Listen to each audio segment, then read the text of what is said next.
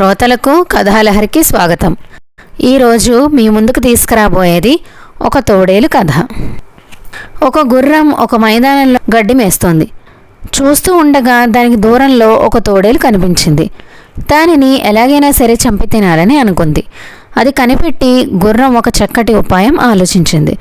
గుర్రం కాలికి దెబ్బ తగిలినట్టుగా నటిస్తూ కుంటడం ప్రారంభించింది. అప్పుడు తోడేలు గుర్రం దగ్గరికి వచ్చి, గుర్రమా, ఎందుకు కుంటుతున్నావు అని అడిగింది.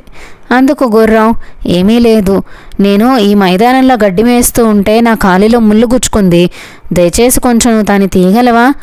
అలా చేయకుండా నన్ను చంపి తింటే ఆ ముళ్ళు నీ గొంతులో ఇరుక్కుని బాధిస్తుంది, అందుకే నేను నీ మంచి కోసమే చెప్తున్నా అంటూ గుర్రం తోడేలు మీద ప్రేమ చూపిస్తూ అంది. గుర్రం ఆడిన నాటకాన్ని తోడేలు నమ్మేసింది. వెంటనే గుర్రం కాలు పైకెత్తి ముళ్ళు ఎక్కడుందా అని పరీక్షగా చేస్తోంది. ఆ అదన కనిపెట్టి గుర్రం కాలు జోడించి ఒక్క తన్ను తోడేలు నోటి మీద తన్నింది. ఇంకేముంది, ఆ దెబ్బకు తోడేలు పళ్ళన్నీ టపటపా రాలిపడిపోయాయి. పాపం పళ్ళూడిన తోడేలు గుర్రాన్ని ఏమీ చేయలేక చింతించింది. నా తండ్రి నాకు జంతువుల్ని వేటాడి పట్టుకొని తినడం నేర్పించాడు, కానీ కాలిలో ముళ్ళు తీయడం అయితే నేర్పించలేదు అనుకుంటూ పళ్ళూడిపోయిన బాధతో వెనక్కి తిరిగి వెళ్ళిపోయింది.